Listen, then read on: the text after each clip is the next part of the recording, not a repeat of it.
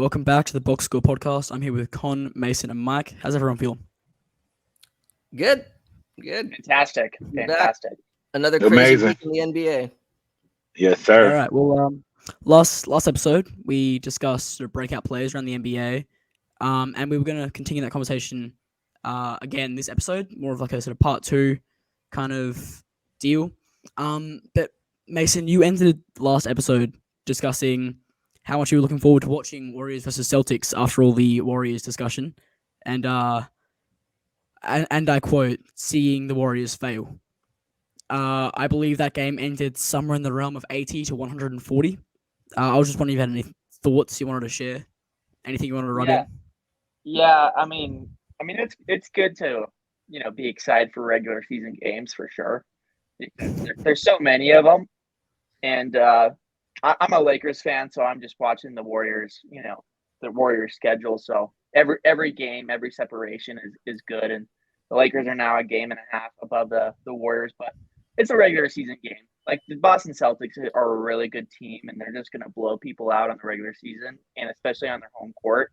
And I mean, for someone who's kind of wants separation from the Warriors, it's a good game. But I'm not gonna act prideful over it. Like, yeah, I kind of called it, but it's the regular season, and the Boston Celtics just are a juggernaut when threes are falling, and especially when Steve Kerr decides not to guard Jaylen Brown on the perimeter, and then he just makes, I think, 7 3-pointers. But it's a regular season game. It's we're a week past it, and I think a lot of people aren't even talking about it anymore. So I wouldn't look into it too much. What's your thoughts on it, Con? I mean, for going to bring up these Warrior woes, let's get it correct. They lost by 52, not 50. Okay, so can I just say that was a lot more diplomatic than I was expecting by Mason. So props I know. to you. No, I'm just joking. I'm holding it in because it's the regular season, and I have Anthony Davis and LeBron James on my team. Like, I'm playing with glass. Like, every word I say, like, could add glass to it. So, yeah, I mean, the last week of Warriors basketball has been very up and down, to say the least. For all the bounce backs and highs of being like the Milwaukee Bucks, they immediately kind of fumbled it by losing to the Bulls and the San Antonio Spurs back to back. Yeah, I mean, as someone that considers, I pride myself on being a student of the sport, looking at things from a coaching perspective. This decision to just not guard another team's best wing players, I mean, when the opponent zigs, my God, the Warriors really zagged on that one, man. I mean, so let's just chalk that up to one strategy that is not a viable playoff strategy. But, from where we left off last week with regards to, again, at least, well, I think there was all shared optimism of Kuminga. Now, to that extent of what we believe Kuminga can accomplish next season, that is, yes, up for debate.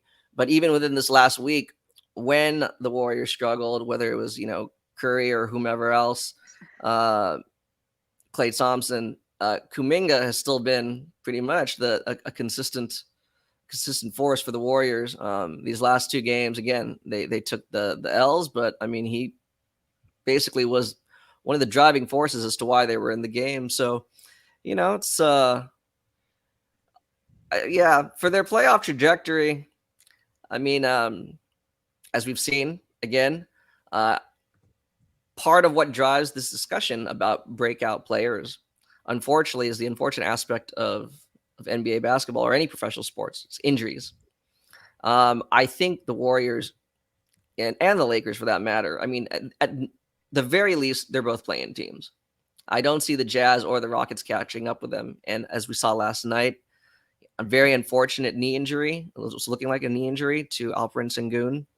I don't want to say that the Rockets are done, but, this is that fine line that we're playing, that all teams are kind of playing with. As Mason said, not trying to say anything, foreboding, but, like LeBron, Anthony Davis, your stars go down. It's tough for any team to compete, Yeah, I'll shoot it back to Nick, but I think me and Con are in the same boat. Just teams that are playing like the Lakers are. They've had a very good week in the stock market. I would say, their stock is definitely rising. But being a playing team, like even if you're having a good week or a bad week, like you're still in the play-in. Like your team has not treated the regular season. At least the Lakers, they've been mostly healthy for a large part of the season. Yeah, they've missed some role players, but that's the NBA. No one's ever going to be healthy.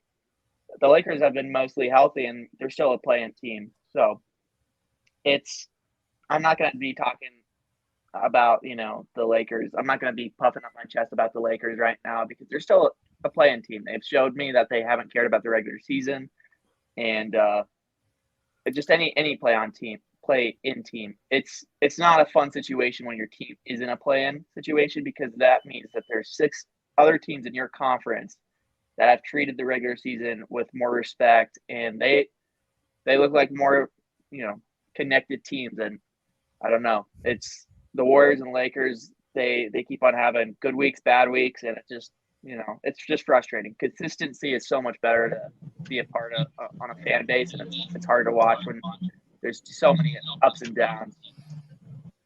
So yeah. Well, I don't know how we always end up talking about so many Warriors related topics, but I'm Yeah. gonna throw it back to the Warriors Let again. me chime in on Mason real quick though. Okay. Yep, go I'm ahead. not echoing, am I? I'm good. Nah, you're You're good. You're good. good. Okay, so about last night, pun intended. um, Anthony Davis, Anthony Davis put up 25 and 25, right? Mhm. Yeah. And did they etch out that win? Because I was like busy. I just know I seen No, yeah. Anthony Davis highlight, and then I didn't even get around to the highlights yet. I will today, but yeah. So Yeah. what It was a what good game. did he look like he was ready to potentially? Because I know you saying they play in and stuff like that, but what's your like? I guess what do you predict them to be like at the very best of what they could do? Okay, of course we know they could win a championship, but should they run into Denver or something like that? Like, do you think that they could take that next step and Anthony Davis actually kind of take the keys from LeBron now, or am I just kind of like overreacting? Yeah.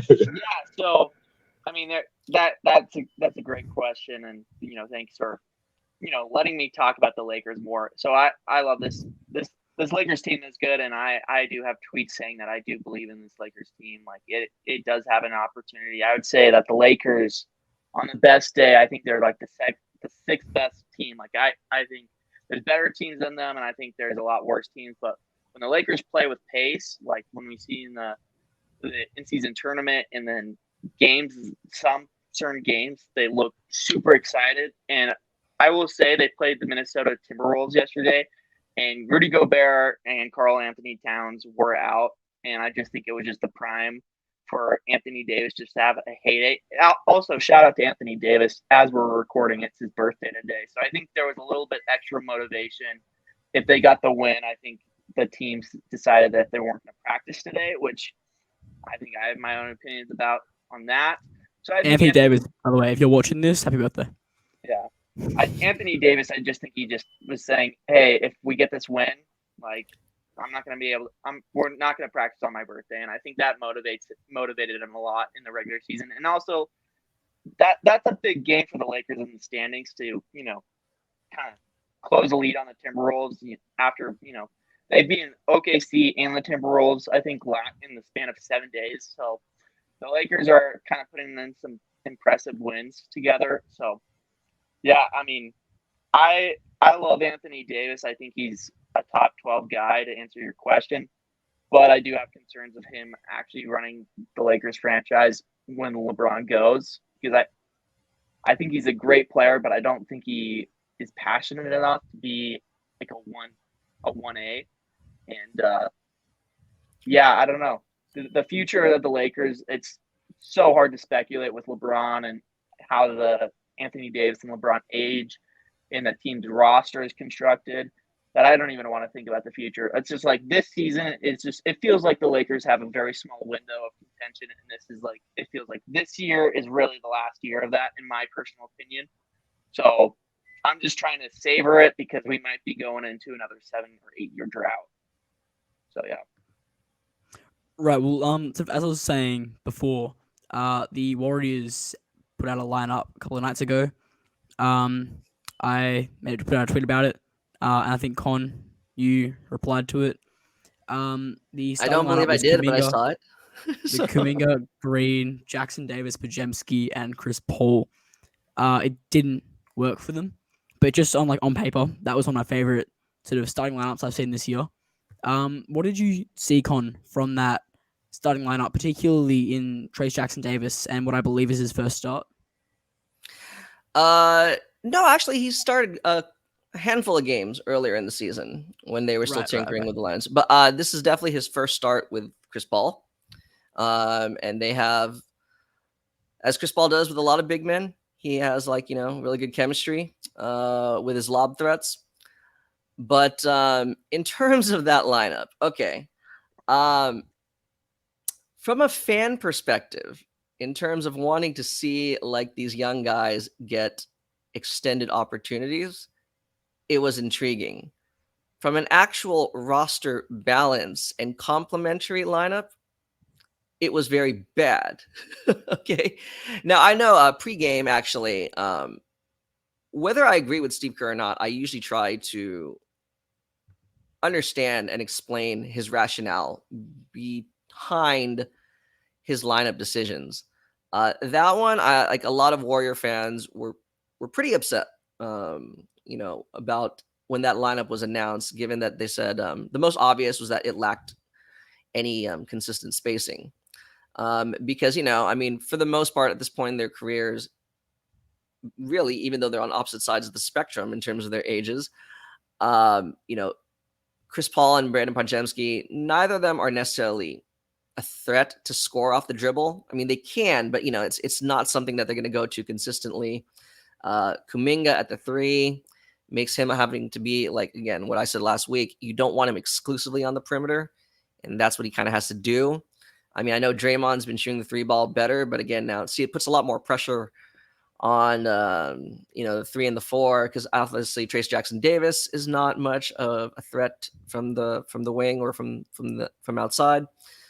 So it didn't really make sense in terms of kind of creating spacing or anything like that. What I did think, though, is that the Warriors these last several weeks have been doing a lot of double pick and roll, right? Where the roll man ends up becoming the ball handler. Instead of driving to the hoop or whatever, trying to cut, he's actually going in to another pick, right? And then, switching off. So Trace Jackson Davis being a very good passer, especially on the short roll, they can get away with doing those kind of double pick and rolls, right? And same thing, Kuminga, his reads have been getting a lot better. So my thought was, okay, you have one of the best pick and roll point guards ever in league history in Chris Paul. He's still very proficient at that. You can do that, right? Double pick and roll, or you can even do 2 side pick and rolls. They didn't do any of that. See, so that's the thing. Like, if you're not going to do that, what was the point of playing that lineup? At that point, you should just play a more traditional lineup with like Clay or even Moses Moody, at the 2. Try to give your guys, like the guys that are your vertical spacers, try to give them some, running room, but it didn't work. And then sure enough, at halftime, Kerr went back to Klay Thompson, at the 2.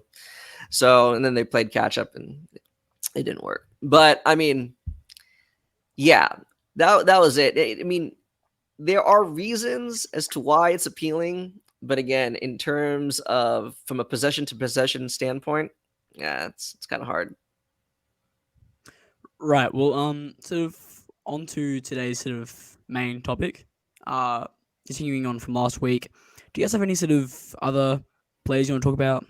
Any other guys on your list? Mike? Do you have anyone else? I feel like Michael does. I know Let me Michael does. pick one. I'm Michael's see, like, we there did are Rozier. 450 players in the league, so Yeah, we did Kuminga and Terry Rozier, didn't we? Oh, no yeah. more So Warriors to talk. recap, we No more did Warriors talk. talk about Terry Rozier. Terry Rozier and Jaime Jaquez last week from Miami. Rui Hachimura Oh from the yeah. Lakers. And Oh yeah. Jonathan Kuminga and Moses Moody of the Warriors. Okay. Let's just jump right into Kristaps Porzingis now, because I feel like Boston will go as he goes. Like we've seen Boston with Jason Tatum, Jalen Brown. We've seen them in different iterations with like Kyrie Irving in the past, and more recently Marcus Smart. Even though I felt like they could have been successful in that space. Um, and then we've seen them make coaching changes. We've seen them have try to have different philosophies. They were more of a defensive minded team with Marcus Smart, but I won't say that they're far off of it because they still have Al Horford, and I think that he's very key. If anything, he should be on this list because I feel like Al Horford is a championship glue guy. Like if you put him on the Lakers, what are you thinking about the Lakers? If you put him on the Warriors, especially the Warriors, with the type of spacing that they have, so maybe I should throw him in there too and talk about him. But just right now, and it's real short and sweet because we all know Kristaps is nice and he's really good at what he does. He fits perfectly with Jalen Brown and Jason Tatum. It seems like so. The only thing that I'm worried about really is health. It's not about can he elevate his game, can he stay healthy, and in the event of him staying healthy, can Boston get through Philly getting Embiid back? Can they get through the mastermind that is Eric Spoelstra when the playoffs come around? Can they get by? Who else is a real threat in the East? Because I don't know if it's any more. All the Milwaukee Bucks. Can they get through Giannis locking in and potentially? I know Doc Rivers isn't known for coming up with something to overcome something. If anything, he's the person that gets 3-1. So, um,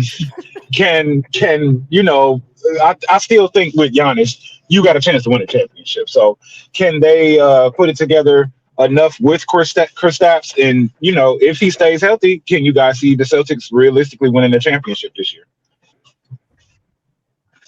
I think Hmm. absolutely. Yeah. They're. Even without him, I can still kind of see him winning it.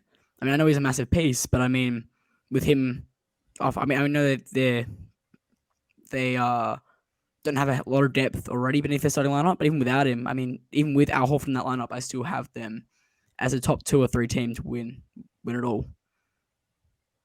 That's just me at least. Who's your number one? Well, I currently have the Nuggets Oh, and duh, that's There a you go. dumb question. yeah, and the Yeah. well, I'm sort of flip-flopping between these two. But the Clippers and the Celtics. Even Hmm. after tomorrow, I have a different answer. It's I, just I want to go back to Nick about his Clippers take because I feel like that's a tangent by itself. But while we're on the subject of the the Boston Celtics are kind of a scary team. They attempt 42 threes a game. That leads the NBA, and they take 90 field goals a game. So that's about basically a 50% 50% split. That they're just hucking threes. That's like unbelievable share. So I do think the Boston Celtics are are looking good to be the favorites in the East. But I think when the playoffs comes, Porzingis will be a big thing because if he can stretch the floor and they can keep on making those threes, they're gonna be able to run through some series. And it's the playoffs. Teams won't give up in the playoffs like they kind of do in the regular season. But and I feel like the Boston Celtics will go through shooting droughts. It feels like they're a DNA with Jalen Brown and Jason Tatum. Like every time I watch them, I feel like they're more of volume scorers. Like they score in bunches. They don't really score in in a period of a game. They'll both get to 25, but it's like they're scoring in quarters, like huge humps in quarters. And for my only pushback about the Boston Celtics, and I'm not just trying to be a critic because I do think the Boston Celtics are the second best team in basketball. It's just can they be consistent in the playoffs making 3-pointers? I think they'll be able to easily get. I think they're favorites to come out of the East. I'm not trying to take away from their impressive season, but can they score not in bunches, but in throughout a game? Can they score 35 a quarter? What they're doing in the regular season right now, every quarter.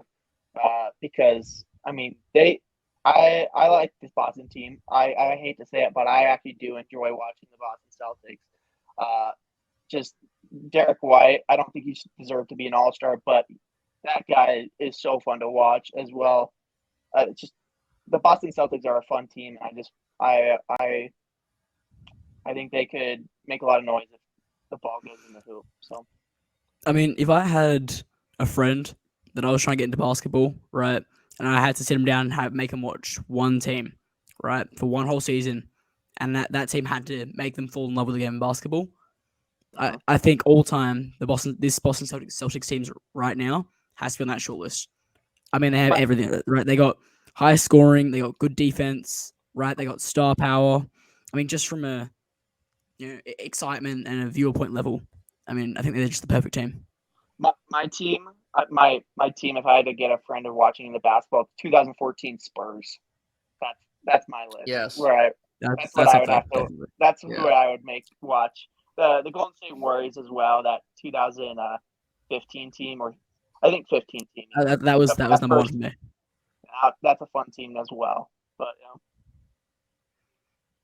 The team was All right. amazing. Do we have any other Real quick. name? Real quick, in terms of breakout candidacy, Porzingis is an interesting selection because I feel like, to steal a phrase from Mason, to offer some pushback, right? I actually think of all the players on the Celtics, Porzingis' stock and reputation can tank the most in the playoffs. Because think about it this way, right? Rightfully so. They start their offense is at its best when they start with him, floor spacing 5 and everything, and they surround him with 4 long kind of wing players, allowing him to basically play drop. In theory, if you wanted your best defensive lineup out there, Horford should be. If they don't play him together because they offer too slow. They're both too slow as a front court. He could get really exposed, Porzingis that is, in the playoffs. I'm not saying he will, but I feel like he actually could be he could end up being the guy fans draw the ire of fans, because when they start bleeding point, or if they were to start bleeding points, because it's going to have to be one or the other. Right. And I'm curious, right? If you are going up against, sure enough, we favor them to go far. They're going up against, fellow bigs like Jokic or Bam Adebayo or whomever, right? Guys that actually can kind of create from the perimeter. That is going to put them in a very precarious position. Right. And it'll be interesting. I love the pushback. I think that's a perfect description. And also, Porzingis has only played 10 playoff games in his NBA career. And the last one was in 2021, and it was not a good postseason for Porzingis. Played 7 games, 13 points, and terrible shooting numbers. Yeah. Because, with him, his strength is also his weakness. I'm not saying he's feast or famine, but typically, you can guard him with a shorter player, right? Because he likes to get into kind of his mid-post game, and shoot his kind of 18-footers and everything like that. He can absolutely shoot from the perimeter, but that's the thing, right? His shooting mechanics alone, there's a way to guard it, if you can get him on the gather, it really takes him out of his rhythm, and then when he has to even adjust, even though he's taller than you. And that's what I'm saying. It could really take Boston out of his offense. I'm not saying it will, but it's just, you kind of expect a certain level of consistency from, say, Tatum or Jrue Holiday for what they would do. With him, I feel like what they need him to do or want him to do offers the most kind of volatility in that role. And for that reason, it's he could absolutely elevate his own individual stock, like the way you see him, it could also really crash and burn for him, like, oh, he's a playoff joker. So Yeah, and good luck, Boston sports Porzingis. media. Boston sports media is also pretty harsh, and he is also kind of fairly new to the playoffs. So this is his biggest team he's ever been on, the best team he's ever been on, and yeah, I think that's some good pushback right there. Nick, what's your thoughts on that? Yeah. Sorry? So You just cut out there. Sorry. What's your thoughts on the Boston Celtics as a whole? Do you believe in? Do you have stock in Porzingis? That's what I'm asking. Absolutely. Look, I said before that they were in my top 2 or 3 to go all the way. I want to make it clear that was without Porzingis on the roster. With Porzingis, I know what happened this week when Boston played the Nuggets. They fell short, and I feel like a lot of the NBA world sort of overreacting to that. Right? When I look at a roster, I just don't see a better. Maybe I'm just being blind here. I'm looking at it too much on paper, right? But even from what I've seen when I'm watching the games, there's just no team I have more belief in than the Celtics, and in turn, Kristaps Porzingis Over the Nuggets. over the Nuggets, 100%. I think people are overreacting to this last game. You said that the Nuggets were your favorite. No, so I said that in terms of like if you stripped Porzingis from the roster, that was the conversation. Okay.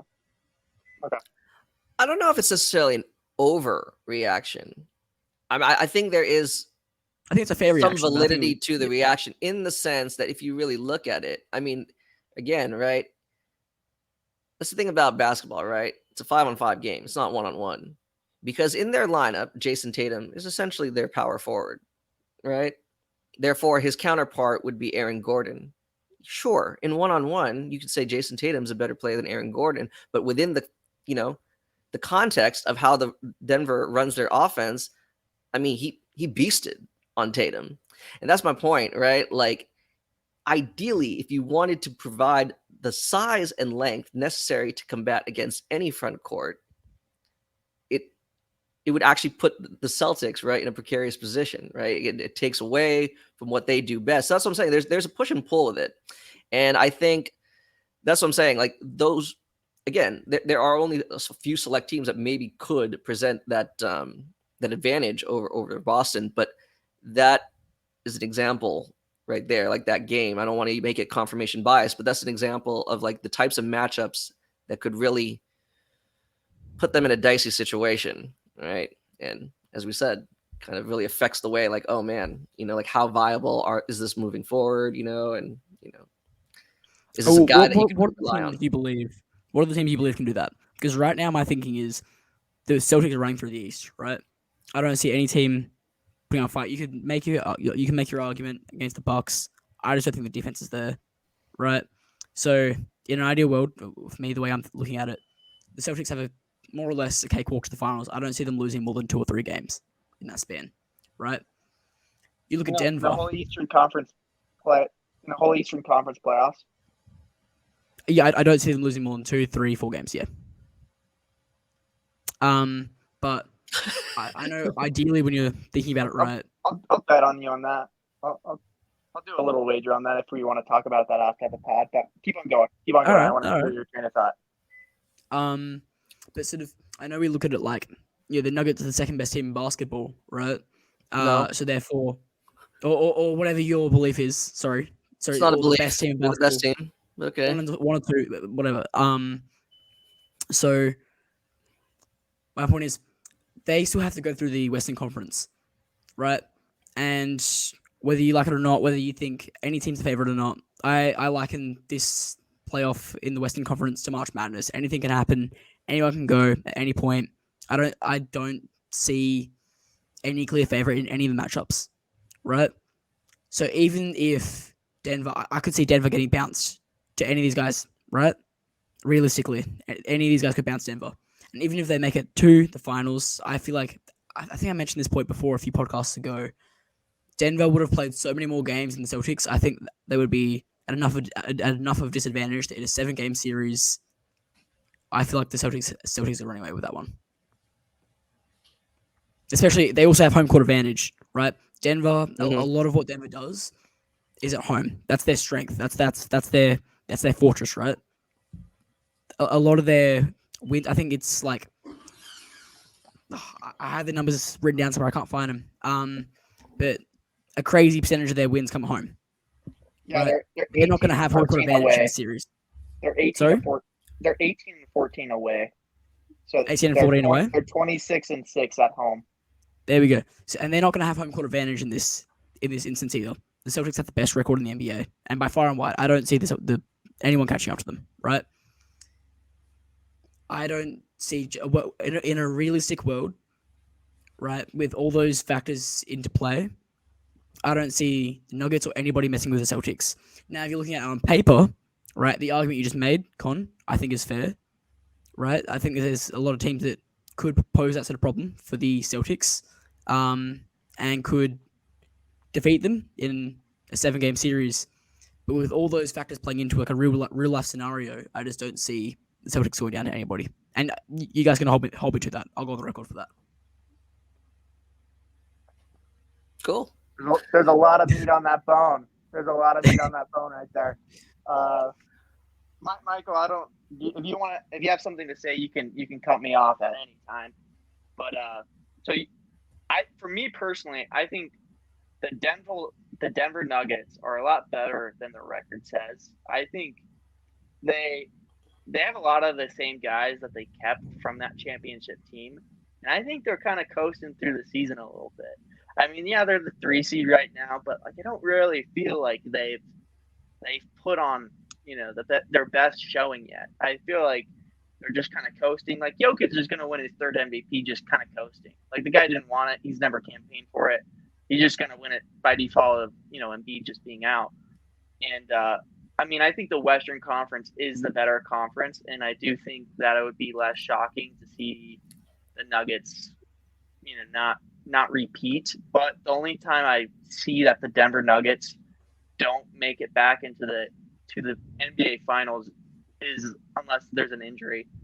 I mean, those top 5 guys, it's the most used lineup in the NBA of Aaron Gordon, Jokic, Murray, KCP, and who am I spacing on? Who's the other guy?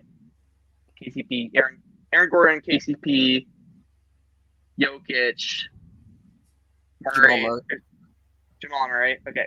Yeah. Okay, then I got it then. Sorry, Murray. You're not an all-star, but I totally forgot you. Sorry, that's on me. But no, I feel like as long as those guys are healthy, it's going to be a dominant lineup. Like Jokic, you can't do anything. As a Lakers fan, I see that guy make the most impossible shots when Anthony Davis is just right there. That guy can make any shot. He's efficient, and when he's double teamed, he just dishes it off. And I'm just terrified of the Denver Nuggets. And honestly, that's the one team I just don't want to play. Like if I could choose to play any other team, I would do it over the Denver Nuggets. That team is just really deep. They have the confidence now of winning a title, and I just think they're the best constructed team in all of basketball right now. And that home court advantage is insane. That elevation difference, it's Definitely, massive, especially for these old guys like Kevin Durant, like all these that are on these Western Conference teams that are still like the faces of the league, who are still considered top 8 guys. Those guys are going to be affected when they go from their sea level elevation to this massive mile high elevation. Definitely. I fully agree. With that. Like he basically took what I was going to say with them having that championship experience. Like it puts them in a realm of like separation. You know what I mean? Like maybe the Warriors have it, but well, I'll say they do. Maybe Giannis himself has it. Maybe LeBron has it. You know what I mean? But there's no NBA team that just has a championship era around the entire team to me, besides Denver. And I mean, usually we see it towards this last stretch. Usually the last, like 10 or 5 games or so, if a team is able to kind of take that next step. But I mean, Miami just last season, I don't know how they did it. They like just turned into a whole other team after the play-in, and they lost one of the play-in games. You know what I mean? And looked really bad doing it. And then next thing you know, they're in the final. So Just trying to predict another team right now is impossible. But Denver looks really good. Like they're just setting their ways. Just like you were saying about Jokic against the Lakers, like I thought the Lakers were going to beat him the last time, but he was making like some crazy shots. And then I just see that a lot of people can't contain him. And I think he knows it now, especially with that championship under his belt. So it's just like you said, a level of confidence that I don't know if there's a team in the league right now. I mean, it would have to be the Warriors. It would have to be the Celtics if they can stretch them out. Like you have to have a team that can stretch you out to really kind of affect Jokic and kind of break up what they come up with on the defensive end because Aaron Gordon is there. You know what I mean? And then having him and Jokic in like a closer vicinity kind of helps them on defense as well too. So, and I thought losing Bruce Brown was gonna hurt them, but it hasn't hurt at all. You know what I mean? And I agree that the record does not speak. It doesn't tell us everything. That's right. That's right. All right. Well, we sort of got a bit off topic there. Which wasn't. It was a good discussion. No problem there. But if you guys want to get back to the topic at hand, is there any other guys? Mike, we know you got a list. Mason, Con, you guys got anything else to any other names before I Mike? mean, Gets it's another actually one? kind of interesting. Well, not interesting. Unfortunate. First, I'll start. Um, you know, the amount of injuries.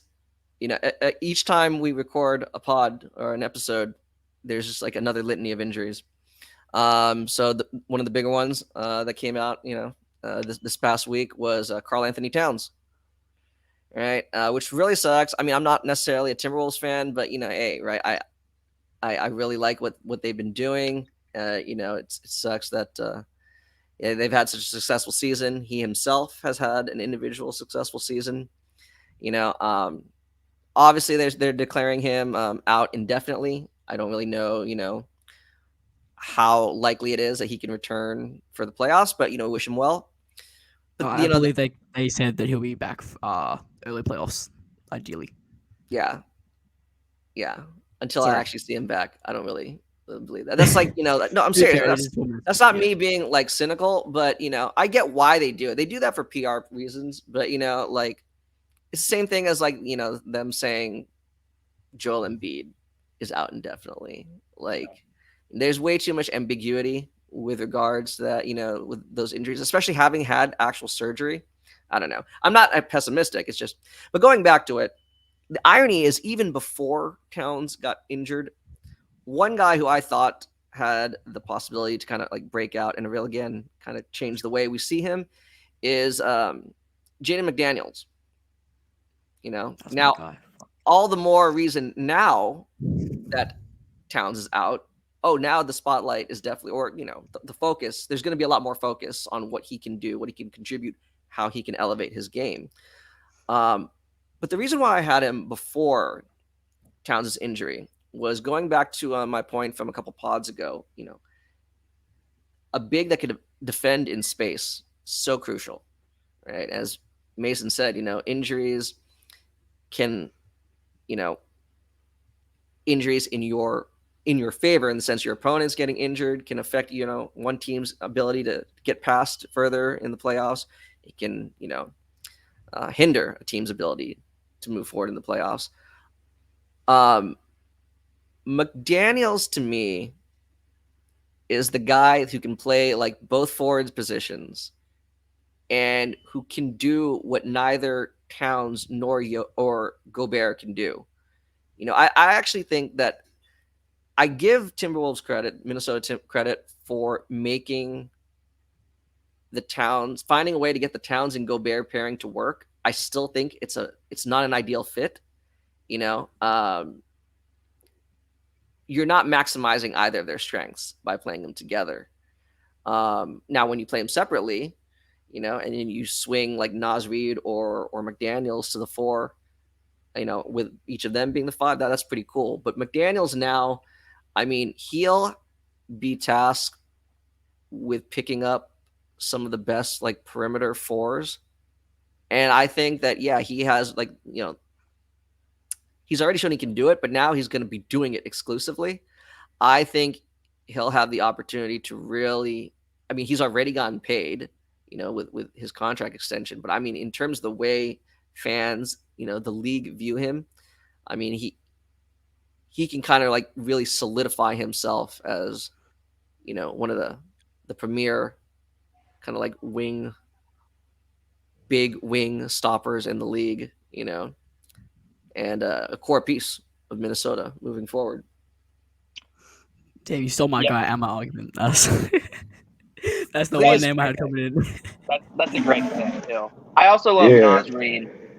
Yeah. I think Nasreen's having a little bit bigger season than Jaden McDaniels, but it felt like 2 years ago Jaden McDaniels was like going to be that guy, and I just don't feel like he's had like his moment in his NBA career yet. But like I feel like he's not just going to have his 15 minutes of fame in the playoffs, but he's going to have his, he might have his next, 5 years of fame.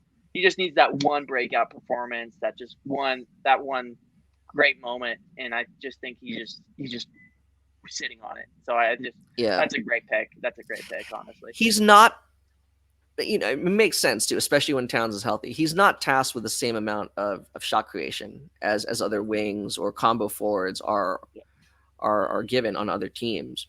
But in general, I think, like, for example, Mikal Bridges is a better overall player than Jaden McDaniels. But in terms of their actual defensive capabilities, I think I'd still pick Bridges. But to me, they're fairly close, both in technique, right, and versatility. And that's what I'm saying, right? Like, the scoring Mikal Bridges showed, is kind of like elevated him, but really, like, he made his reputation on, his defense. And that to me is like what McDaniels can do, like an even bigger extent now. Yeah, I like that comparison a lot, and just like McDaniels is only 23 years old. Like he's very young. Like I think Bridges, Mikal, I think we view him a little bit younger than he actually is. I think he's 26 or 27.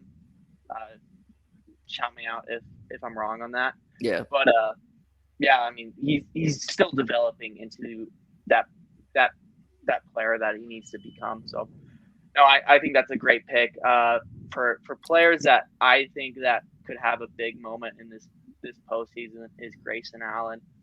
Grayson Allen has had a stellar regular season, and the regular season is, in my personal opinion, I think the regular season, postseason, like it's almost like it's night and day. basketball, and then it's like it's such basketball on steroids, and he's shooting the lights out, and especially with the big three of Phoenix, just not being able to play not a lot of games together. I don't know how many games they have played together, but it's very few in numbers. With I think Booker's out right now with an ankle thing. Beal's back now. Katie's playing right now. But Grayson Allen's probably been their third best player in the regular season. I would say it's Booker and Kevin Durant, and then Grayson Allen. He's shooting very efficient right now, and as just kind of like a piece that they made in the off season, with the Suns and the Lakers, just they had two massive off seasons. They were just signing basically every free agent they possibly could, and they didn't care about the cap. But Grayson Allen has looked amazing right now in Phoenix, and that's probably my pick of just a guy who can just kind of remind us, like, oh, that's Grayson Allen. Like, he makes big shots at big moments, and I think I have a lot of stock in Grayson Allen for this postseason. I think he could maybe clear his path with all those little injuries, with maybe making a big shot here and there. So my pick for a player that I would put I'd bet a little bit of money on is Grayson Allen to have a big postseason. I think he's definitely poised to change his stock or elevate his stock within the league. Can he change his reputation? I don't know about that, I was talking to a Suns fan who's like, show me one dirty clip of Grayson Allen in a Suns jersey. And I'm like, he's had a pretty clean season this year. So I'm like, I'll give him that. Oh yeah, but that's true. You keep on going. Yeah. Oh no, I was just gonna say, I think Grayson Allen's a great, a good pick, in the sense that and again, I'm not wishing them any harm, but a Booker and Beal, just consistently been in and out of the lineup, with different maladies. Um, but even when they're all there, the few times that Durant, Booker, Beal, their their trifecta there have been together, they still can't get any stops, right? Yeah, no, the fourth And quarter they struggled really bad. right, and I know they made the trade to acquire Royce O'Neal at the deadline, but even then, it's still few and far between where they're actually having like stretches where they're getting consistent stops or stringing together some stops. Grayson Allen helps them do that. I think, I'd have to pull him up again, but the numbers show, like their defensive rating is definitely better when he's on the court with at least two of those three guys. So, I think, his minutes are likely going to have to ramp up this postseason. Because again, part of the reason why they shipped out so many of those other guys, I can't remember all the guys that they shipped out already. Nasir Little, Utah Utah, yeah. They were unplayable because again they didn't generate enough offense, nor did they, they couldn't contain anybody on the wing. So I think Grayson's definitely going to have to. I think they're going to have to increase his workload, and if they're going to get further in the playoffs, he's probably going to have to make some significant contributions. He's shooting 47% from three on the season right now, and obviously in the postseason, if he did that, holy, that's insane. But also shout out to Yusuf Nurkic. I know when they made that trade for Aiden, I know a lot of Suns fans were kind of we don't like Aiden, but he's not really that guy, but he's having a better season, a far better season than Aiden. And Aiden's on a bad team, but Aiden's only shooting a free throw a game, which is just insane. Crazy considering how much it's in That's because Nurkic, you just won't believe it. Because Nurkic is never snowed in. Okay, he's not trapped. There's no ice on Nurkic's driveway in Phoenix. Okay, well, he's got an interesting injury career, but he's having a monster season right now. So good for Yusuf Nurkic in the Suns. Yeah. But just to give him a little quick shout out, but yeah, Grayson Allen is my guy that I have any stock in. Nick, do you have anyone that you're thinking about in the postseason that also have a big run? No, I came in here with Jaden McDaniels, and I was hoping to sort of just go with the flow from there. I think Michael has a couple of guys in the East. Definitely has a couple of guys. So why don't we throw one to Michael before we go? Let me get to my list here. 76ers that you wanted to talk about.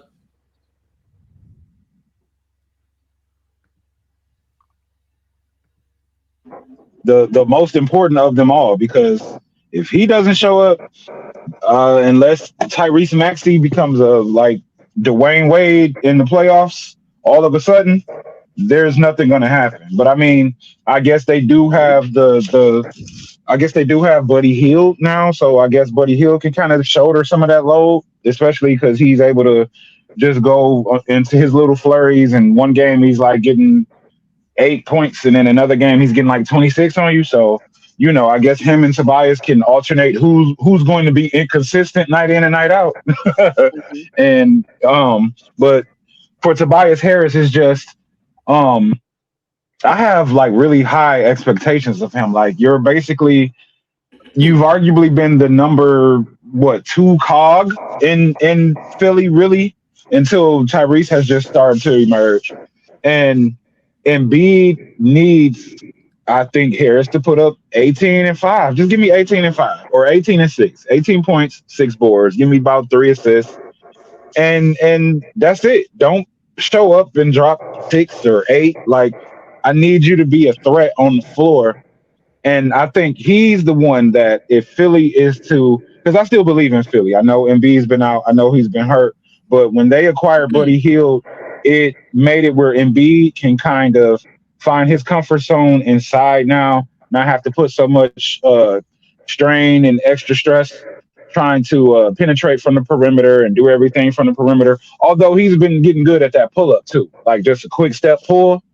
Um, and he's really good on the elbows. But I think he doesn't have to try to come from the top, dig in, get beyond the elbow, get to the block, and then operate. Like you'll have Buddy Hield floating around now. They didn't have that threat before since like Seth Curry. You know what I mean? So I Yeah. think that that team is still a threat to me, but it's going to rest on Tobias's shoulders. Like he has to come to the playoffs and be that consistent X factor that they need, especially in games against like a Bucks team or a Celtics team or something like that. They need him to deliver unexpectedly. You know what I mean? Like teams that win usually have like a star, or not a star, but like they have an X factor. Like Miami had Duncan Robinson suddenly emerge. He went from, oh, he's nice. Oh, I wonder how good he's gonna be. Oh, he's sitting at the end of the bench. Oh, damn, he in the playoffs and he flexing and he's going off the dribble.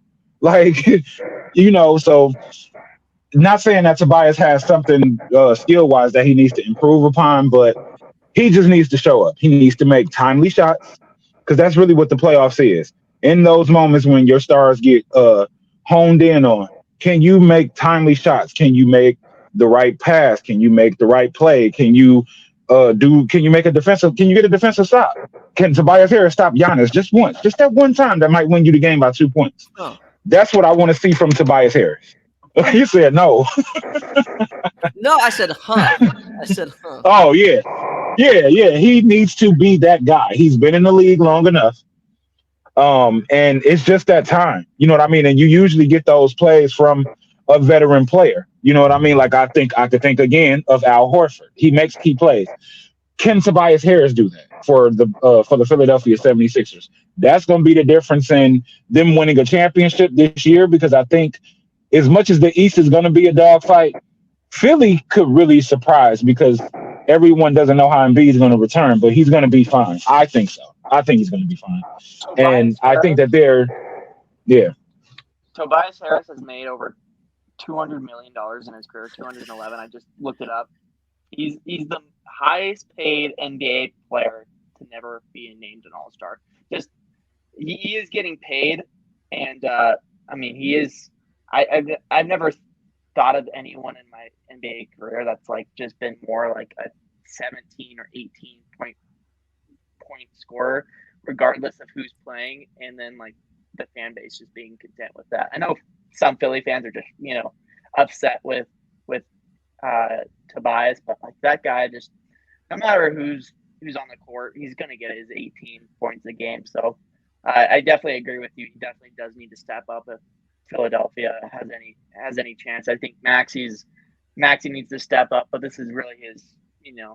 He's had a great season so far, so I think Sixers fans are happy with the growth of Tyrese Maxey.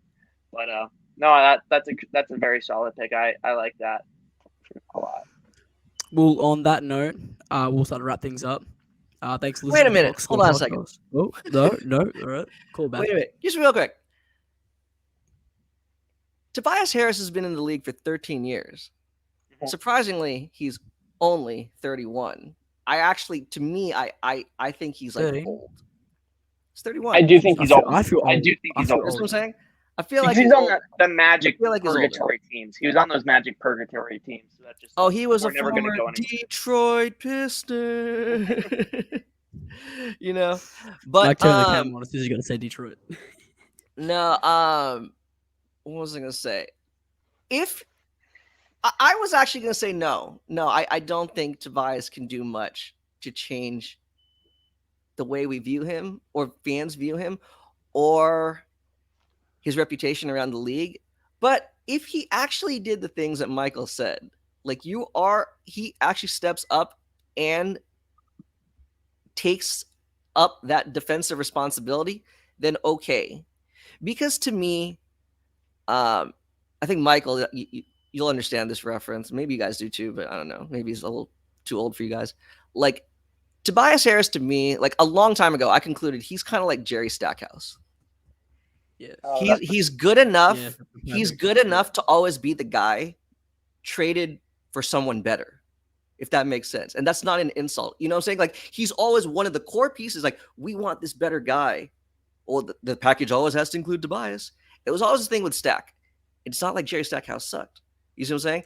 And that's what I'm saying. Like, I was thinking, like, we need Tobias to do his thing. Well, okay, like as Mason said, so we need him to get 18 and 7. Okay, what is that? But okay, I will then agree. Yes, if he actually does that within the context of, going face to face with whatever, Tatum or Giannis or whatever, then okay, maybe that really could change like his perception, or the way we perceive him. If he did that, that would be massive for him. But that's what I'm saying.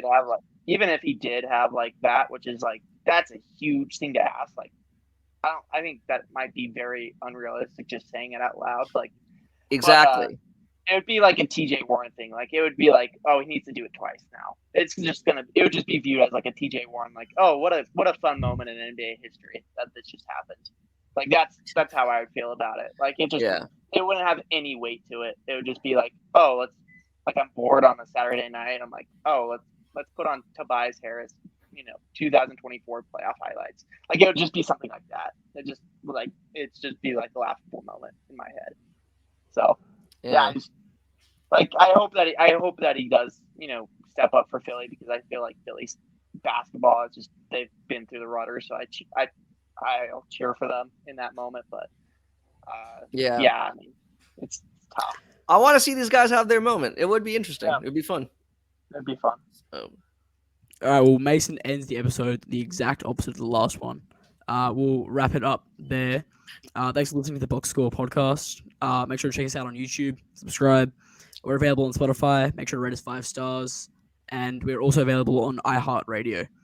We'll see you guys next week.